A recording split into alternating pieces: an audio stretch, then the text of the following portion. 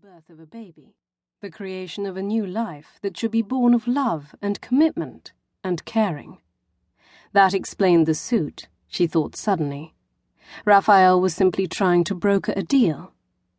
"I will agree to your terms, Lottie. Anything. Just say the word, and it will be yours." "No, Rafe." She had to stop him now, before this got any worse. "If it's a question of money—" Too late. Lottie felt heat rising up her neck, sweeping across her face, as the hideousness of his suggestion took hold. "Stop it!" She was starting to shake with a mixture of outrage and sadness that he could get her so wrong, that he had never understood her at all. "Do you seriously believe that you can buy me? Buy our baby?" "There's no need to be so melodramatic." Pushing back his shoulders, he regarded her coldly over the jut of his chin. "I'm merely trying to find a mutually satisfactory arrangement. Don't tell me you enjoy working in that—" He paused, distaste written all over his face. "So-called art gallery in London." "It's called earning a living." Lottie glared at him. "It's what normal people do. And anyway, how do you know where I work?" "I made it my business to know." "What do you mean by that?" Even as she asked the question, the answer hit her like a snowball in the face. "You've been spying on me?" "You might call it spying. I call it research. Obviously, I had to make sure I had all the available facts at my disposal before I contacted you." His calm, rational voice was stoking the fire that was already roaring away inside Lottie. "There were certain things I needed to ascertain. Your career, for example. The state of your finances. Whether there was a man in your life." He shot her a cold, penetrating stare. Lottie gasped. How dared he? And worse still, how dare he look at her now, as if this was perfectly acceptable behavior? She felt violated, exposed, as if he had stripped away the thin layer of her composure and left her standing naked and shivering in front of him.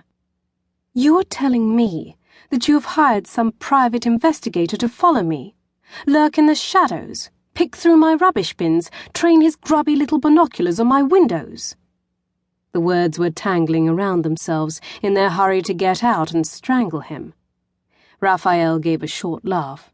"Charming, though your old-fashioned image is, things have moved on a bit since Long Macs and Trilby hats. The wonders of the internet have taken over." "Well, however you did it, it's despicable." Lottie swept back the hair from her heated face, lifting its weight from the nape of her neck in an attempt to cool herself down.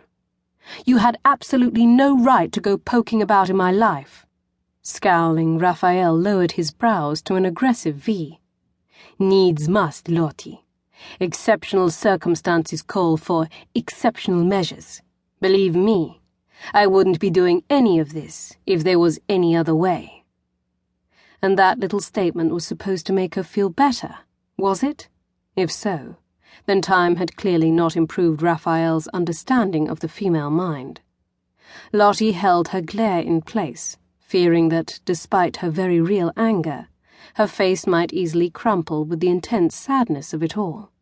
Because, of course, Rafael wasn't trying to make her feel better, was he? He was just being his usual brutally honest self. Even at a time like this, he wasn't able to dress up the situation for his own gain. His nature was to say it as it was, and achieve his aim through the sheer power of his conviction.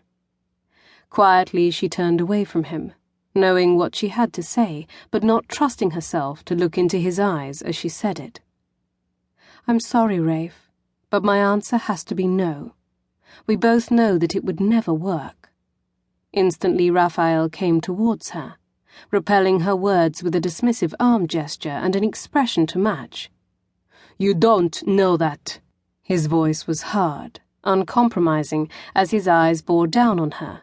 "There have been major advances in IVF procedures even in the past couple of years. I'm sure we have every chance." "I'm not talking about IVF procedures." Throwing back her head, Lottie confronted the full force of his gaze.